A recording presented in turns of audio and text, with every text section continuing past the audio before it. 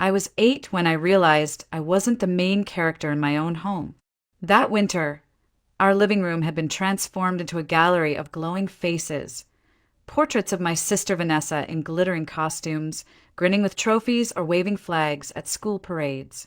In the corner, half obscured behind a dusty wedding photo of our parents, was one faded picture of me in second grade, blurry, underexposed, and slightly tilted. I remember standing there in my oversized sweater, teeth chattering from the draft, pointing to the wall and asking, Mom, why isn't there more of me up there? She didn't even look up from the laundry. Just said softly, you have to try harder if you want your picture on that wall, sweetheart. We lived in Toledo, Ohio, where winter came early and left late. Our house was one of those old brownstones that creaked at night, and everything inside had a designated place except me. My father, Donald Carter, owned a chain of used car dealerships. My mother, Marion, was a former music teacher who quit after Vanessa was born to focus on shaping greatness. Vanessa, 6 years older, was the golden child, a child prodigy with perfect pitch and perfect posture. When she sneezed, the house stopped. When I got straight, as they asked what Vanessa's grades were back in middle school, and reminded me to eat less cereal. I wore Vanessa's old coats, old scarves, old shoes, things that still carried her scent. One year, I waited anxiously for her prom dress to be handed down. I imagined myself walking into my first dance wearing it. Maybe someone would notice me. Maybe I wouldn't be invisible anymore. But when it was finally my turn, the dress was so worn the sequins had fallen off and the zipper stuck. I held it up to my body in front of the mirror, only to hear my mother mutter from the hallway, "It's still good enough, Lena. Don't be so materialistic." Every birthday of Vanessa's was a neighborhood affair. Streamers, balloons, catered food, 3-tier cakes, and a chorus of congratulations. Mine? A microwaved cupcake for mismatched candles and a half-hearted family rendition of Happy Birthday under dim kitchen lighting. I once thought maybe I deserved it. Maybe I wasn't as special. But as the years went by, the silence became louder, and my hope dimmed with each passing celebration. By the time I reached 7th grade, I was named assistant editor of the school newspaper. I brought home the announcement with trembling hands. My mother barely looked up. "Vanessa was editor-in-chief in 6th, she said, adjusting her glasses. When I won 2nd place in a state-level art contest, my father just shrugged and said, "Your sister sang for the governor at your age." I laughed it off, pretended not to care, but inside, something twisted, something small but sharp. A quiet fracture. Even at dinner, conversation circled around Vanessa, her debate competitions, her scholarship interviews, her new vocal coach. I sat there, dragging my fork through mashed potatoes, wondering if I was even real. My friends would joke, "You're like the Carter family's ghost intern," and I'd laugh too. But each joke chipped away at something I couldn't name back then. One night, after Vanessa got into Cornell and the whole neighborhood was invited to celebrate, I climbed out onto the roof. I sat on the cold tiles in my old coat, legs pulled tight to my chest, watching the lights flicker through the windows below. I saw my parents holding her, clapping, beaming, the camera flashes lighting up the house like it was New Year's Eve. I wasn't invited to the stage. I wasn't even on the guest list. I whispered to the stars, "One day, I'll be somebody they can't ignore." But that day felt impossibly far away. By the time I turned 17, I had stopped expecting applause. I had stopped waiting for someone to look up when I entered the room. I didn't chase praise anymore. I rationed hope like stale breadcrumbs. Enough to survive, but never enough to thrive. In my final year of high school, I was juggling 2 part-time jobs, straight A classes, and leading the school's creative writing club. But at the Carter house, it barely caused a ripple. Vanessa, now a senior at Cornell, had just announced she'd been selected to co-host an academic podcast. My mother nearly cried from pride. "That's our girl," she said, brushing her hand across the photo wall, where Vanessa's face grinned in every frame like a trophy, while mine remained tucked away in the background, sun-faded and forgotten. When the acceptance letter from Northwestern University arrived, I didn't scream. I didn't run down the hall like I used to. I simply sat at the kitchen table and unfolded it with shaking hands. I had done it, one of the top programs in the country. I placed the letter right next to the coffee pot, hoping, maybe, that this time someone would notice. They didn't. That evening, my mother was on the phone with Vanessa, cooing about her new podcast and what outfits she should pack for a New York City networking event. My father scrolled through car sales numbers on his iPad. I cleared my throat and slid the letter toward them. I got in, I said, Northwestern, early decision. There was a pause, a brief flicker of acknowledgement. My mother glanced at the paper, then at me. Oh, that's good, honey. But that tuition must be expensive, right? My chest tightened. Are you saying we can't afford it? My father sighed, not looking up. We can help a little, but you'll probably need loans. Maybe apply for more scholarships. Then he added, almost like a joke, unless you want to take a gap year and help out at the dealership. I nodded slowly. Right, of course, because Vanessa's wedding comes first. They froze for half a second, and then my mother replied, Don't be bitter. Your sister has a lot going on. You'll understand when you're older. That night, I didn't cry. I stayed up and reapplied for every scholarship I could find. Merit-based, need-based, essay contests, obscure foundation awards, anything. I signed up for more weekend hours at Donovan's Bakery, and I made a quiet vow I would go to college. And I would do it without ever begging again. 3 months later, Vanessa announced her engagement to Jack, a finance major from Cornell, whose handshake was firmer than his personality. My parents were ecstatic. We'll host the wedding at Lake Erie. Full service, outdoor fireworks, the works, my mother declared. I stood frozen in the kitchen, clutching a butter knife mid-spread as I overheard my father mumble, We'll have to take out a loan. Don't tell Lena, it'll stress her out. I heard it all, every word, and I knew, without a doubt, that my future had been quietly mortgaged to pay for Vanessa's white dress and string quartet. I didn't argue. I didn't even blink. I buried myself in spreadsheets, budgets, scholarship forms, and side gigs. I told myself this was temporary, that once I got out, I'd never look back. The day I received my official enrollment packet from Northwestern, I brought it home like a peace offering. My parents were seated at the kitchen island, comparing cake samples. I held it out to them. I got in. Everything's confirmed. My mother looked up for a second, then returned to the frosting chart. Good timing. We just finalized the flower arrangements for the wedding. Maybe you can help us figure out the guest list later. I stood there, envelope in hand, heart hollow. I realized something in that moment, something that stung more than any rejection. I could win awards, graduate valedictorian, get into the best school in the state, and I would still be optional in this family. A placeholder, a convenience. That was the night I stopped seeking recognition. Not because I didn't want it, but because I finally understood they were never going to give it to me. Chicago felt different from the moment I stepped off the train. The air was brisk, the buildings taller than I'd ever seen, and the wind off Lake Michigan sliced through my coat like paper. But I didn't mind. I had made it. I was finally somewhere no one knew me as Vanessa's little sister. I moved into a cramped student dorm on the west side of campus, took a part-time job at a coffee shop 2 blocks down, and told myself this was the beginning of something real, something mine. But it didn't take long before my phone rang again. Lena! My mother's voice chirped like a songbird, too sweet to be trusted. Vanessa has a doctor's appointment. Jack's traveling. The twins are fussy. Just a quick trip home this weekend, right? You can take the Greyhound. I'll pay for the ticket. I stared at the ceiling of my dorm room, calculating how many hours of work I'd miss, how much sleep I'd lose, and how quickly I'd fold. And just like that, I was back in Toledo, 16 hours on a rattling bus, arriving with cramped legs and a stiff neck, only to spend the next 3 days chasing 2 sticky toddlers while Vanessa napped in yoga pants and my mother praised her for how hard she's trying. After that, it became a pattern. Every school break, every national holiday, every rare long weekend. I got the same call. Lena, your sister's exhausted. Jack's out of town again.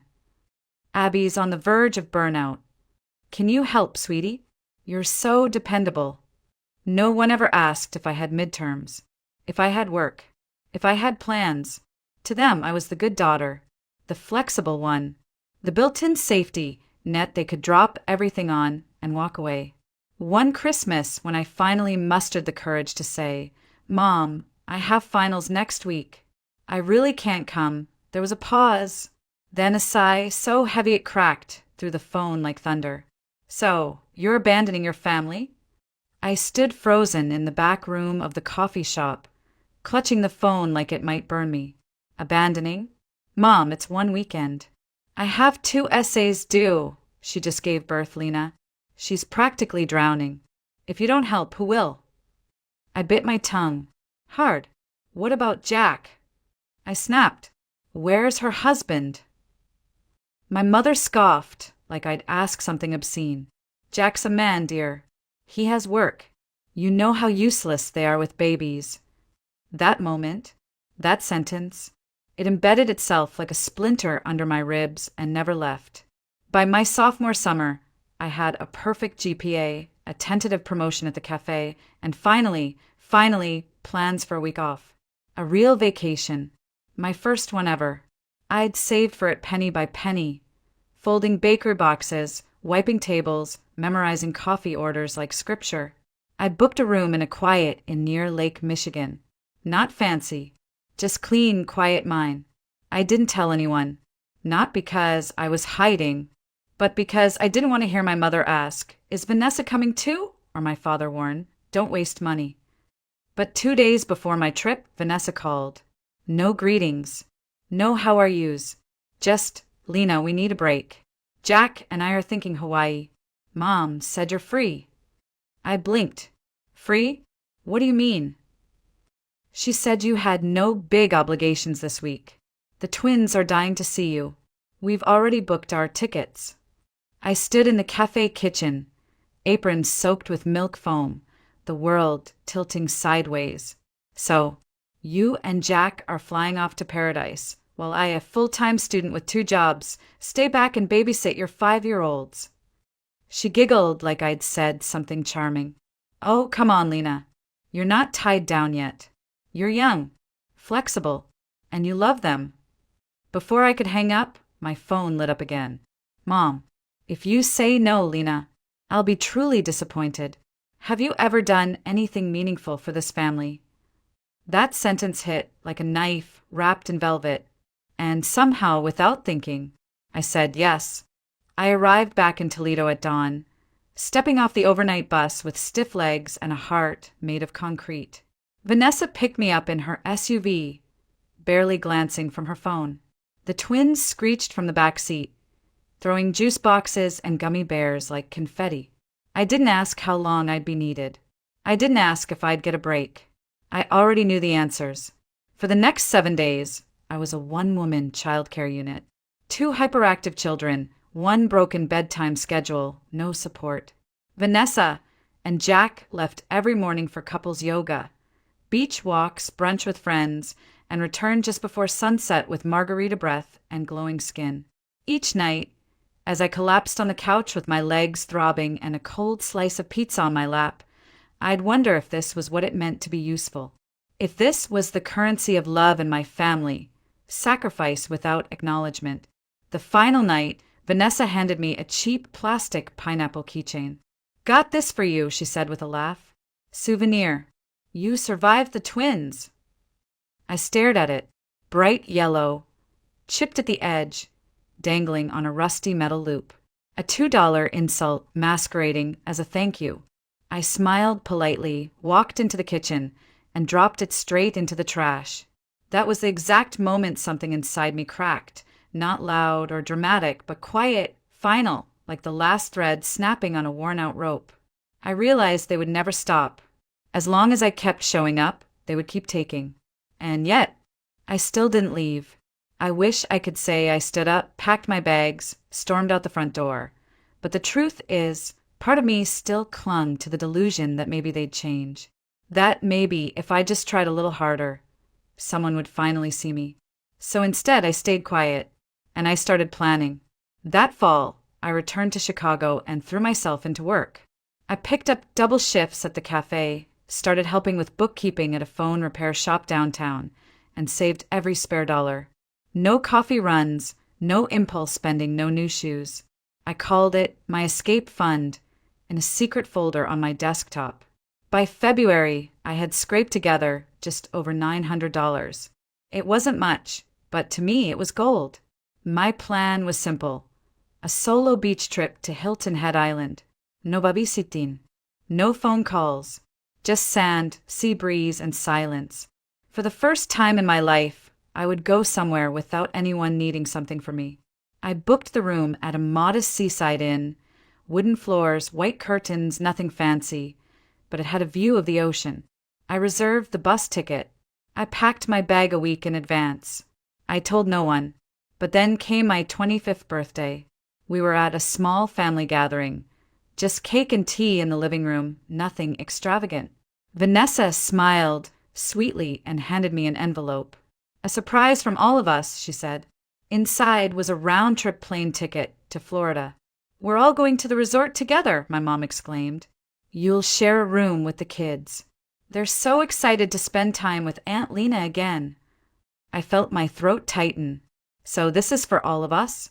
A family vacation. My father nodded. We already booked the suites, the restaurants, even the dolphin cruise. It'll be a proper getaway. Vanessa chimed in, patting my shoulder like I was a pet. Thanks in advance for helping. Jack and I have a few spa sessions lined up. You're amazing. I looked around at their glowing faces, and something inside me turned cold. I smiled, just enough to not raise suspicion. I nodded along, thanked them, even sent a message in the family group chat that night. Can't wait. But my real plan was already in motion. The next morning, I booked a new flight. Not to Florida. Not with them. To Hilton Head Island. Alone. The airport was already buzzing when I arrived at 6 a.m., dragging my suitcase across polished tile floors that reflected too much light. I had barely slept. My palms were clammy. My heart thudded with every step like I was walking into a courtroom, not an escape hatch.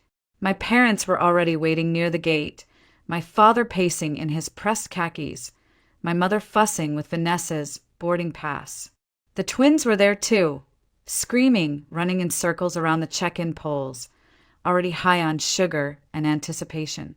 I smiled when I saw them. I waved, hugged each person politely, even crouched down to pat one of the boys on the shoulder. We're going to have so much fun, I whispered, and meant none of it. I just need to run to the restroom, I said, checking my watch. I'll meet you all at the gate. Be quick, my mother warned. They start boarding in 30 minutes. I nodded, but instead of turning left toward the restrooms, I turned right, straight to Terminal B, where my flight to Hilton Head was already boarding. I had printed the ticket the night before, packed my bag with precision, deleted all family messages from my phone, and cleared my browsing history. Every step had been calculated.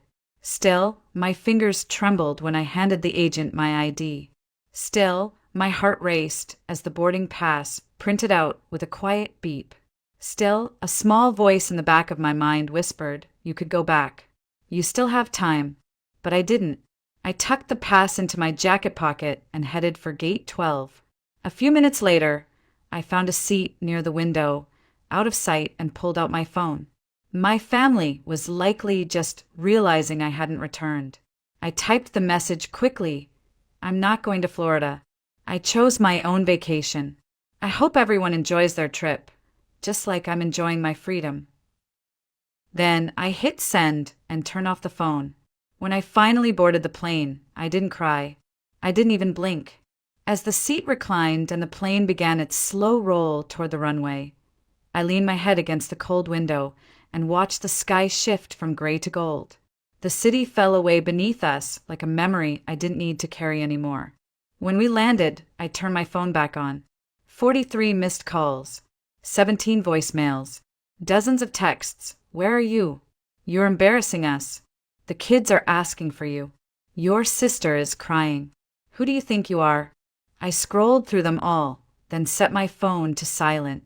That afternoon, I walked barefoot along the beach, feeling the warm sand pull gently against my heels. The ocean was quiet, not like in the movies, no dramatic crashing waves, just soft, rhythmic murmurs, like the world whispering back, "You made it." I stopped by a tiny shop on the boardwalk, bought a simple string of seashells, and hung it on the doorknob of my room. My first victory. It didn't come with applause. No cake. No fireworks. No, we're so proud of you. But it was mine. And that was enough. That night, I lay on the bed, the fan humming above me, salt still clinging to my skin. I laughed, real, guttural laughter, for the first time in months. Not the laugh you use to mask exhaustion or diffuse tension. This was different. This was freedom taking shape and sound. I had waited 25 years to feel this way, and now I was done waiting. 3 days after I returned to Chicago, they showed up at my door. I had just stepped out of the elevator, a grocery bag in one arm, and my headphones still playing some lo-fi track I couldn't even hear anymore, because there, right outside apartment 4B, stood my mother, arms crossed, lips tight, eyes sharp enough to cut glass. Behind her was my father, jaw clenched, and behind him, Vanessa and Jack, dragging the twins who were wailing like sirens in the hallway. "We need to talk," my mother said, stepping forward like this was her home. "Not here," I replied, key halfway in the lock. "Don't act so arrogant, Lena," my father hissed. "You've disgraced this family." I pushed the door open and left it ajar. They stormed in like a pack of wolves, chasing the scent of blood. Vanessa was first to strike. "You abandoned us at the airport," she snapped. "The kids cried for days. Do you even understand what you did to them? To me?"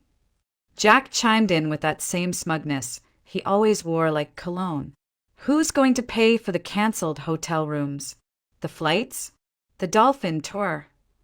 I stood in the middle of my tiny apartment, the thrift store sofa, the peeling linoleum, the smell of instant noodles still hanging in the air, and looked at them.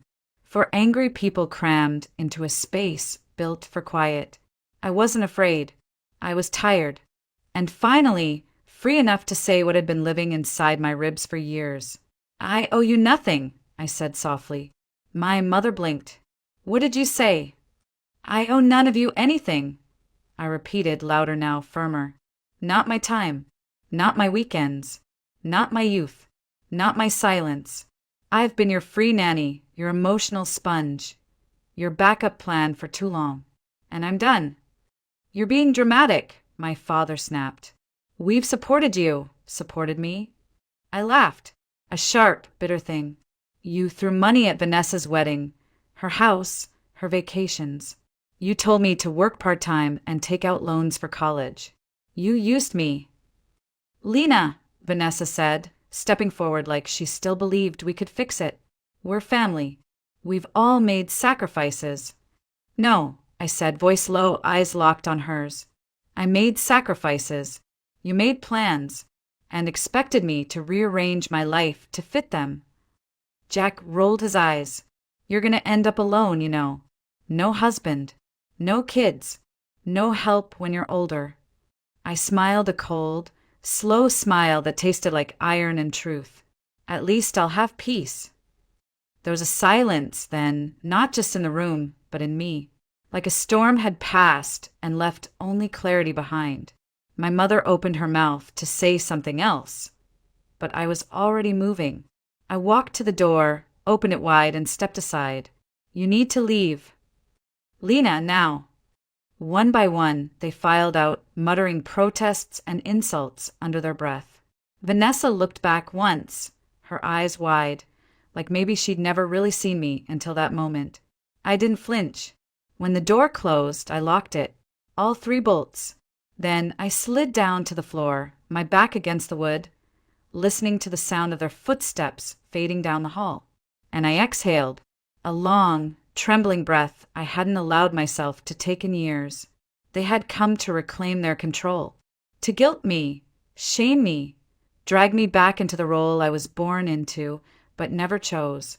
But they failed, because this time I chose me. 1 week later I moved, not just across the street or to a different zip code, but out of their reach.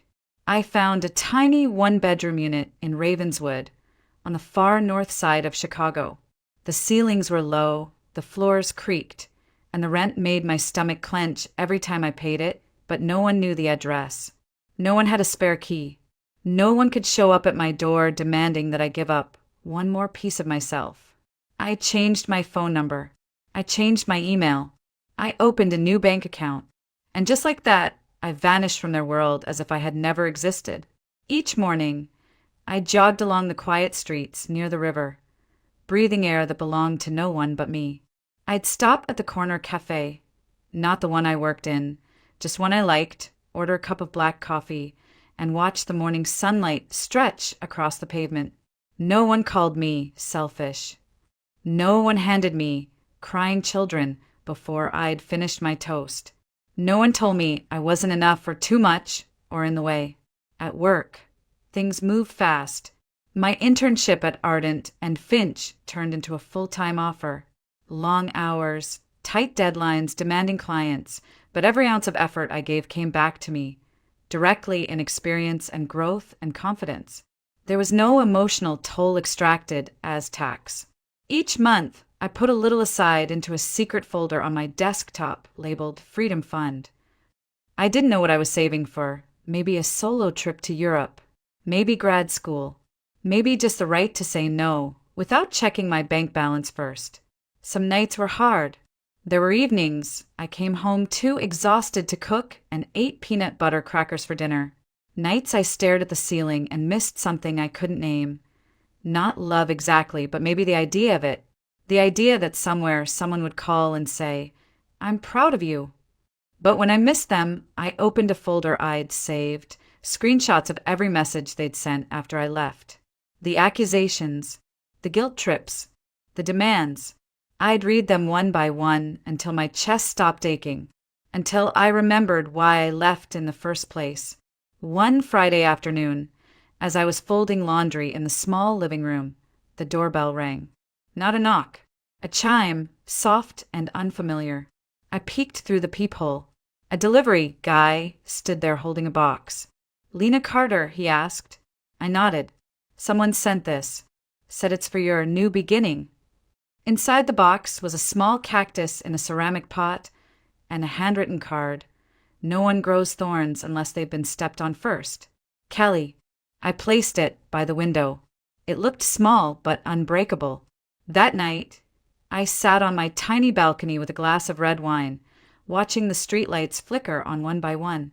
Below, the city buzzed with movement, cars honking, someone laughing too loudly, the world spinning like it always had. But inside me, everything had changed. I wasn't the forgotten daughter. I wasn't the stand-in parent. I wasn't the unpaid help or the emergency contact or the background character in someone else's story. I was Lena, complete, whole, and free. When Thanksgiving rolled around, my phone buzzed with a familiar number. I let it ring. A text followed. "Your sister really hopes you'll come home this year. The kids miss you. We miss you. It won't be the same without you." I didn't respond. Some silences are not about anger, they're about peace.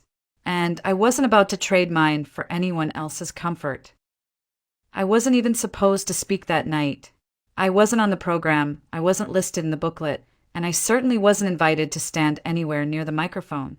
But when I saw her, Naomi Blake, clinking glasses with my mother in a private corner of the ballroom, dressed in emerald silk and laughing like she just won a war, I stood up. I walked past the stunned servers, stepped onto the stage of the Charleston Club Grand Hall, and reached for the microphone. My hands weren't shaking. Not anymore. 6 months earlier, my mother had stood in my dressing room holding a wedding dress. She chose without my input and hissed, "This is where you belong now, Vivian." You should be grateful anyone still wants you. That was the price of failure in the Ellsworth family. It wasn't about losing money, it was about losing image. And I had done the unthinkable. Started something on my own, let it rise, and watched it fall. That fall wasn't an accident, though I didn't know it at the time. Not yet. Back then, I was still the heir apparent of Charleston's most old-moneyed dynasty. The Ellsworth name was woven into the bricks of this city. Real estate, politics, historical preservation. My father, Martin Ellsworth, chaired the Coastal Planning Board and owned half the waterfront. My mother, Claudia, ran the rest: charity circuits, society balls, women's foundations with tasteful logos and carefully curated missions. Together, they didn't just throw galas, they set the tone of who got invited. I grew up in a house with columns and rules, where personal ambition was acceptable only if it aligned with family legacy. I went to Duke, finished top of my class in business, and earned an MBA from Emory before I turned 25. My closet held Carolina Herrera, not Zara. My friends came from bloodlines, not classrooms. Every inch of me was groomed to reflect the Ellsworth aesthetic: gracious, strategic, and impossible to touch. And for the longest time I obeyed, until I wanted something of my own. Just one thing. Ellsworth Realty had never been my dream. Fashion had always whispered louder. Quiet moments sketching silhouettes, studying textiles, losing myself in light, form, and line. I spent years building a business plan in secret. It wasn't frivolous. It was a carefully modeled boutique concept for emerging designers, blending Southern elegance with modern minimalism. A niche Charleston didn't know it needed. I found the perfect space on King Street. I projected a break-even within 16 months. I even had a partner, Naomi Blake, a woman introduced to me by a friend of my father's senior counsel. She came highly recommended. When I finally showed my proposal to my parents, I wasn't asking for their approval. I was asking for capital. Just a start. A chance. My father had scanned it in silence, then set it aside like an irrelevant newspaper. "We're not shopkeepers, Vivian," he said. "This isn't what we do." "It's what I do," I replied, "or what I want to do." My mother's smile tightened. "Darling, image matters." I got the funds, but they came with a warning, spoken like a blessing. "Consider it a lesson," my father said. "Let's see what the real world does to theory." For 3 luminous months, Atelier V drew headlines, magazine features, clients from as far as Atlanta and New York.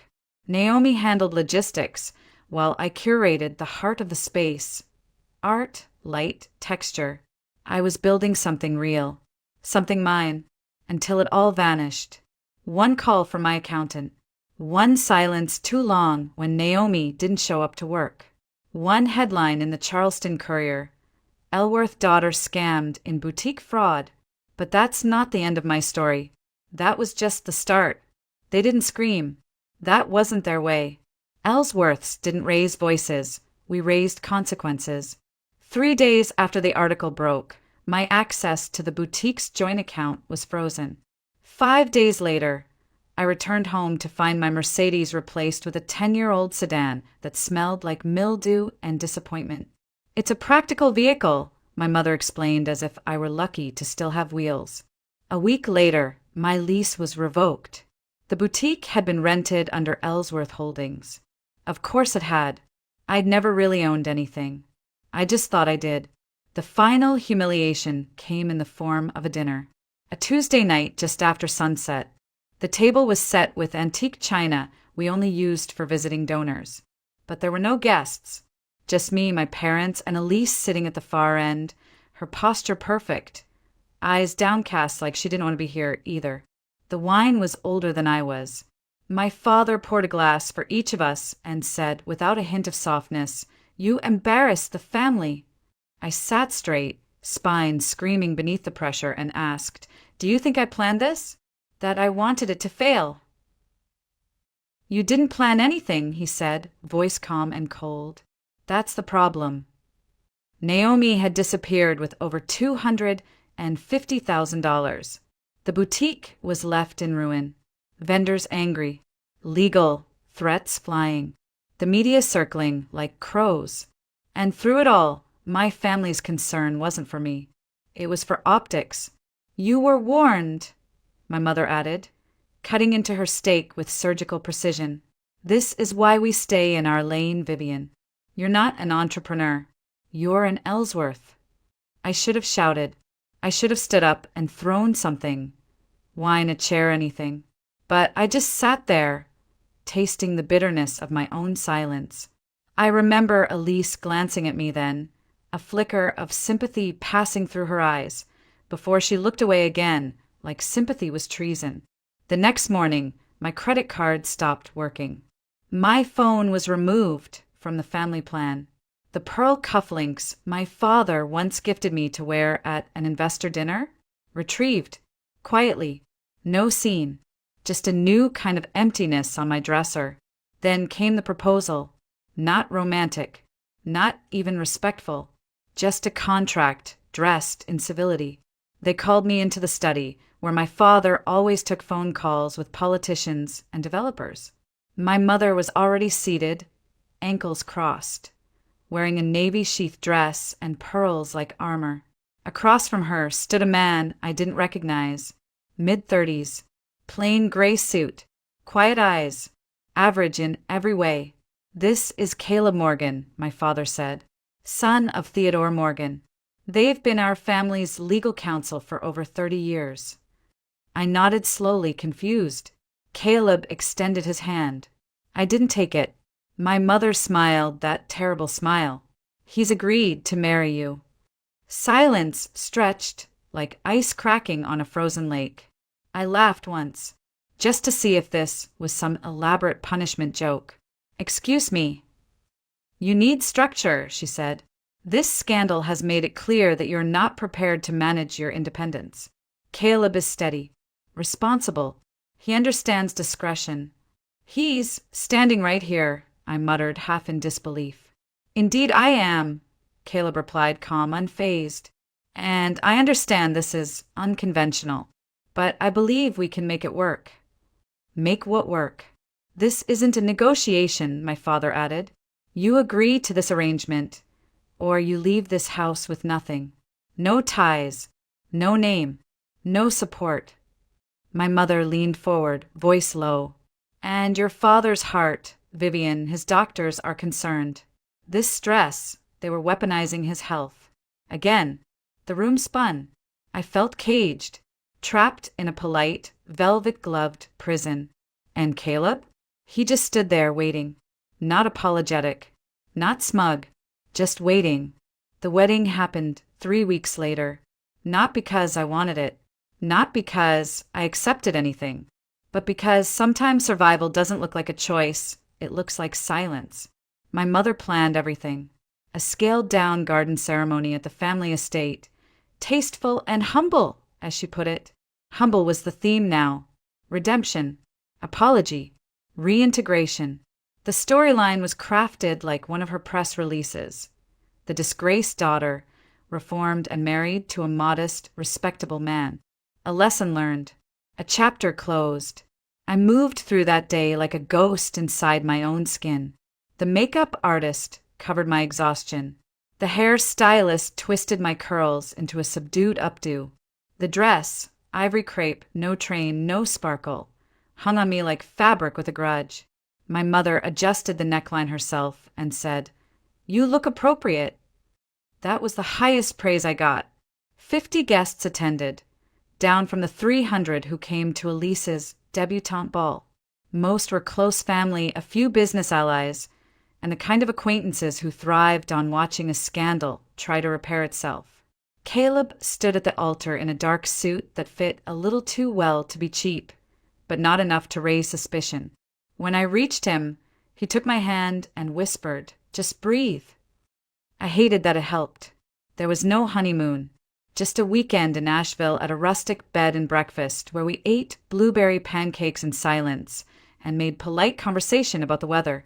We returned Sunday night to the apartment my parents had gifted us on the 3rd floor of a brick building they didn't even own.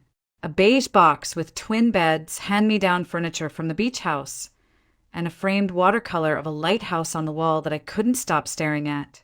I had never felt so erased. "This isn't a home," I muttered, dropping my suitcase. Caleb shrugged, setting his down beside mine. "It's shelter."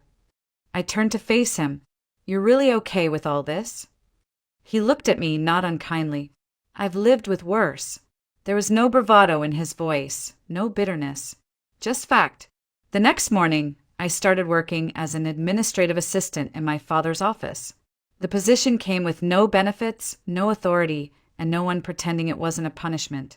I spent my days organizing schedules, printing reports, and being subtly humiliated by people who used to call me Miss Ellsworth. Meanwhile, Caleb left each morning in press shirts and returned late with takeout that seemed inconsistent with his modest income. His supposed job at a small financial firm offered few details. He took calls in his locked office, where I wasn't allowed to enter. He never boasted, never overstepped, but something didn't add up. On weekends, he disappeared for client meetings, sometimes overnight. I started to notice packages arriving, sealed envelopes, business books in foreign languages, a laptop he kept password protected at all times. But the most suspicious thing wasn't what he hid. It was how calmly he existed in all this, like a man playing a role, but not badly. Then one Saturday morning, Elise showed up. She stood in the doorway with a bottle of red wine and said, "I thought you could use a sister today." She was the first person to visit me here. We sat on the floor, drank wine from mismatched mugs, and she looked around like she was seeing the truth for the first time. "They've been rewriting your story behind your back," she said softly. "You're not the cautionary tale, Viv. You're the warning. The one who tried something. The one who got punished." Her voice broke. "I think I'm next." And suddenly I wasn't just angry anymore. I was awake. I started watching Caleb more closely after that. Not because I didn't trust him. Truthfully, I wasn't sure what I felt about him, but because I needed something real to hold on to. Something that made sense. He woke at 6 a.m. sharp every morning. No alarm. He brewed coffee, read the financial section of the paper in print, not on his phone, and always left the apartment in a pressed button-down and clean shoes. His desk was organized with a precision that didn't belong to a junior analyst. His laptop ran programs I didn't recognize, and on the nights when I couldn't sleep and wandered past his closed office, I could hear him speaking in clipped, assertive tones, the voice of someone used to being obeyed. One night, just after midnight, I woke up and realized the other twin bed was empty. I padded through the apartment, heart pounding, barefoot on cold tile. The door to his office wasn't locked for once. I turned the knob. What I saw didn't belong in our beige apartment. 3 massive monitors glowed against the darkness. One displayed real-time market data from multiple countries. Another showed graphs, charts, portfolio summaries. In the corner sat a Bloomberg terminal, equipment that cost more than the car my parents gave me in high school. Caleb stood at the center, headset on, dressed not in pajamas but in a slate gray suit. Not cheap, not off the rack. "The Singapore acquisition must close before market opens," he said, his voice calm and commanding. "Have legal prep final docs for my signature. Send Wilson the press draft." He turned as I stood frozen in the doorway. His eyes didn't widen. His mouth didn't stumble. He simply said, "Give me a second," and ended the call. I stepped in slowly, scanning the room. "You're not a junior consultant." "No," he said simply, removing the headset. "Then who exactly are you?" He walked over to a drawer, pulled out a manila envelope, and handed it to me. Inside was a magazine. The cover read Forbes Private Capital with the headline, "The Invisible Billionaire, Morgan Bridge Capital's Silent Visionary." I opened to the center spread, a profile of the anonymous founder of one of the fastest-growing investment firms in the world. No photos, no interviews, just initials. "CM, you're him?" I whispered. He nodded. "Caleb Morgan, CEO, founder." Current net worth, around $4.7 billion, give or take. I sat down hard in the nearest chair. The weight of the lie wasn't what crushed me. It was the precision, the control, the patience. He had been living in a box, eating microwave dinners, and using a faucet that squeaked, all to keep this hidden. Why? His expression shifted, not smug, not defensive, just quietly resolute. I value privacy. I built everything from nothing, and I watched how people changed when they thought I was someone worth knowing. I didn't want someone to love me for what I had. I wanted to know who they were when they thought I had nothing. And me? I asked. What was I, an experiment? No, he said gently. An opportunity. Your mother approached my father's firm. The marriage was a transaction. But once I saw who you were, what they'd done to you, I stayed. Stayed. My voice cracked. They ruined my life, Caleb. I know. Naomi destroyed my career. She didn't do it alone. My eyes locked with his. Your mother funded her. The room tilted. He stepped back to the computer, pulled up wire transfers, foundation payments, email screenshots. There it was, clear as day. Claudia Ellsworth's signature on a donation to a shell nonprofit Naomi had used to funnel the funds. My mother hadn't just disapproved of my independence. She had orchestrated its demise. I don't remember how long I sat there, staring at the screen, at my mother's signature like it was a blade pressed against my neck. My ears rang with silence. Caleb didn't speak. He didn't rush me. He just waited, still, quiet, patient, as the weight of betrayal settled into the bones of who I was. The boutique hadn't failed because I was naive. It had failed because someone made sure it would. Not just someone her. She did this, I whispered. She destroyed me. No, Caleb said, his voice calm but sharp. She tried to control you, but she underestimated what happens when control turns into fire. My throat tightened. How long have you known? I suspected before the wedding, he admitted. Confirmed it about 3 months ago. I traced the money myself. And you didn't tell me? You weren't ready, he said softly. Information without power is just pain. You needed to see what they were capable of before you could believe it. He was right. If he had told me when I was still drowning in guilt, I would have blamed myself anyway. But now, I was angry. Not the hot, impulsive kind. The quiet, cold kind that sharpens into clarity. I stood, walked to the center of the room, and stared at the monitors, at the world he commanded from behind this quiet disguise. Can we prove this? He nodded once. Every transaction, every document, every email. Then I want them to see. I want everyone to see who she really is, who they are. Caleb crossed his arms. Are you sure? Once we do this, there's no going back. Your relationship with your parents, your name in society, the life they raised you for, it all burns. I thought of Elise, of her tired voice that night on our floor, her soft confession. I think I'm next. I don't want that life, I said. Not if it means bearing my voice just to sit at their table. Then we fight. He said it like a promise. Over the next few weeks, our beige apartment transformed into something else entirely. A war room. Whiteboards, files, timestamps, bank records. Caleb brought in Helena Kwan, his chief strategy officer and a former intelligence analyst who'd helped dismantle larger empires with less evidence. She spoke 3 languages, wore black like a creed, and looked at me with clinical appraisal before saying she thought you were weak. That was her first mistake. They trained me, not just with data, but with presence, how to stay composed under fire, how to speak facts while being emotionally baited. We rehearsed every possible reaction from my parents. Denial, deflection, dramatic illness, threats of disownment. Your mother will try to interrupt you, Helena warned. Your father will say you're unstable. But the one thing they can't refute is truth, spoken calmly and shown clearly. Meanwhile, Caleb worked quietly behind the scenes. He reached out to key allies, board members of major foundations, editors of publications who had once mocked me, financial reporters he trusted. He didn't say much. He just sent them a save the date. My mother's 40th wedding anniversary gala. It would be held at the Charleston Club Grand Hall, a towering, chandelier-filled shrine to old money and perfect appearances.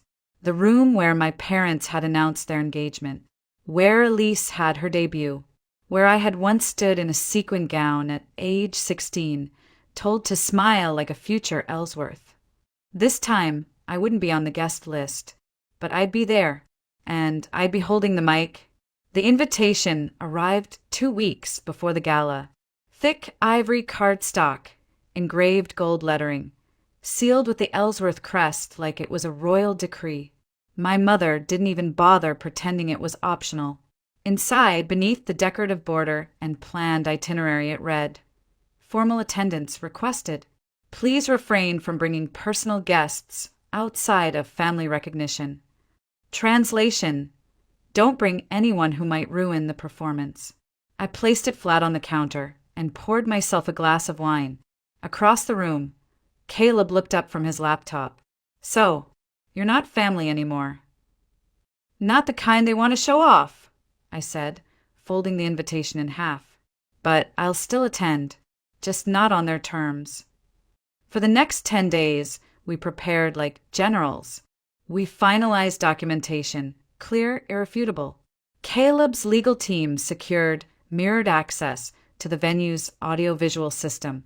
Marcus Hale, his head of security, ran through a dozen contingency plans, including worst-case outcomes. "Your father might walk out," he warned. "Your mother might scream. But the data will speak, and no one in that room will forget what they see." Elise stayed quiet but loyal. She agreed to attend the gala, not as a co-conspirator, but as a silent witness. "They won't suspect me," she said. "I'll watch. I'll confirm what they try to deny." Then came the matter of what I would wear. My mother had spent her life dressing me for the part. Pastels for sympathy, black for power, pearls for tradition. So I did the opposite. I returned to Lana DeWitt, a local designer I had once mentored before my fall. She welcomed me into her studio with open arms and tears in her eyes. "They tried to bury you," she said. "Let's remind them you're still standing." The dress was crimson, structured, architectural, unyielding, a neckline that said, "I'm not here to apologize," and a train that followed like a red echo of everything they thought I lost. When I stood before the mirror, I didn't see the ruined daughter. I saw a woman who had been forged in fire. On the night of the gala, we arrived exactly 11 minutes late. Kayla wore a midnight black tuxedo, subtle embroidery at the cuffs, a watch I hadn't seen before gleaming beneath the sleeve. No one would mistake him for ordinary tonight. When we walked into the Charleston Club Grand Hall, the hush was almost comical. People turned, heads tilted. The color drained from my mother's face like a storm pulling out to sea. My father blinked once, twice. I could almost hear his jaw tighten, but no one stopped us. They couldn't. We smiled, nodded, circulated. Caleb handed an envelope to the Children's Hospital representative with a polite note, a gift in honor of Claudia and Martin's 40 years. The amount was large enough to make the woman's hands tremble. "I thought you were on a budget," my mother said later, cornering me near the bar. "I am," I replied, "but my husband isn't." She didn't ask what that meant. She just sipped her champagne and said, "Try not to embarrass us tonight." I looked her in the eye. "I'll do my best." 20 minutes later, the program began. Toasts, speeches, old family friends trotted out memories and metaphors. Elise stood near the back, eyes tracking the crowd. Marcus gave a subtle nod from the side hallway. Everything was in place. Then the MC announced a surprise reflection from the Ellsworth daughters. Elise stepped forward and passed the microphone to me. My mother rose halfway from her chair. Too late. I stepped onto the stage. The ballroom dimmed. Screens lit, and I began to speak. "Good evening," I began, my voice steady, echoing through the hall. I wasn't supposed to speak tonight, but I've learned that sometimes the most important truths come from the unscheduled moments, the ones you don't rehearse. So I thank you for your silence in advance. My mother didn't sit. She remained half standing, torn between control and composure. My father stayed frozen, glass suspended midair. Elise stood to the side, her hands clasped, her gaze locked on mine. "We're here to celebrate 40 years of marriage between Martin and Claudia Ellsworth, a legacy of power, tradition, and control. Many of you have known me as their daughter, the one who lost her way, the one who opened a boutique and let it collapse in public shame. Tonight, I want to show you what really happened." The screens behind me came alive. Caleb had cued them perfectly. First, headlines from 6 months ago. Ellsworth heiress scammed in boutique collapse. Naomi Blake disappears after alleged embezzlement. Murmurs began. Eyes turned. "Naomi Blake wasn't a stranger," I continued. "She wasn't a random con artist. She was chosen, placed, funded." A document flashed on screen. Wire transfer receipts from the Claudia Ellsworth Foundation to a shell organization traced to Naomi. Then emails between Naomi and William Granger, my father's longtime associate. One line appeared enlarged on the screen. "The daughter needs to fall hard enough that she doesn't rise again." Gasps. I didn't pause. This wasn't about money. It was about control. My independence, my attempt to build something outside the family machine, was seen as a threat. So they dismantled it, quietly, deliberately. My mother finally spoke, her voice sharp. "Vivian, that's enough." But I kept going. "You'll find full documentation uploaded to the QR codes on your tables. Legal files, financial trails, statements from partners who were manipulated or paid off. Tonight isn't just a gala. It's an unmasking." And then Caleb stepped forward. "I'd like to introduce my husband," I said, turning toward him. "The man you believed was a junior analyst, chosen for his modesty, his obscurity, the perfect man to humble a daughter out of line. This is Kayla Morgan, CEO of Morgan Bridge Capital. His firm manages over $60 billion in assets worldwide." The silence that followed wasn't shocked, it was stunned, disoriented. My father dropped his glass. It hit the floor and shattered. "You arranged this marriage to contain me," I continued, "to hide me. You thought Caleb would fade into the background. Instead, he's here as my partner, the only person in this room who never tried to shrink me." My mother stepped forward then, mask cracking. "You would do this? To us? After everything we've given you?" "You gave me your name," I said quietly, "and then you tried to take away my voice." I turned to the crowd. I was never the failure. I was the daughter who stopped playing along. The final slide appeared behind me. My original boutique's financial plan, stamped and analyzed by 3 top retail consulting firms, all confirming its viability. The boutique hadn't failed. It had been sabotaged. Elise stepped up beside me, placing a gentle hand on my shoulder. The symbolism wasn't lost on anyone. The younger daughter siding with the truth. My father tried to stand, face flushed and shaking, but no one moved to support him. Not this time.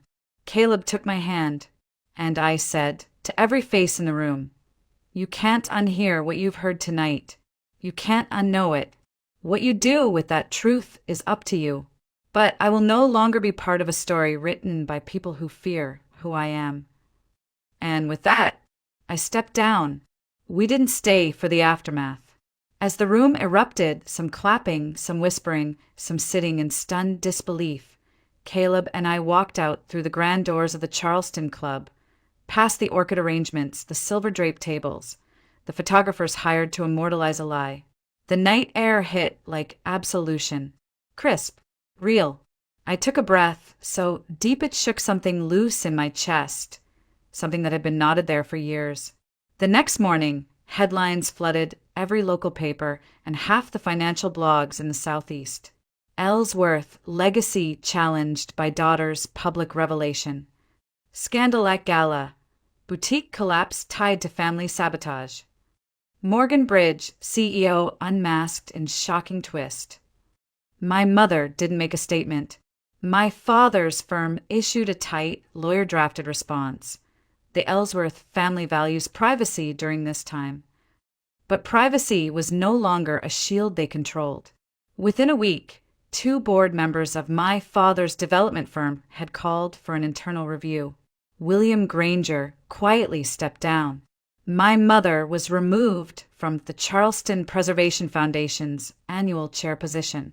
Her next event, an afternoon tea for diplomatic wives, was canceled without explanation. Elise moved out of the family estate 3 days after the gala. Caleb helped her secure a studio apartment downtown and a position at an architecture firm she'd secretly admired for years. "It's not big," she told me when I helped her move in, "but it's mine." As for me, I didn't go back to the boutique that was stolen. I built something new. With Caleb's help and with a legitimate, transparent investment structure, I launched V Studio, an incubator space for emerging designers with mentorship, resources, and space to grow. Lana became creative director. Helena oversaw strategic expansion. Elise even contributed pro bono design work for the storefront renovation. We opened 3 blocks away from where Atelier V once stood. This time, the ground belonged to me.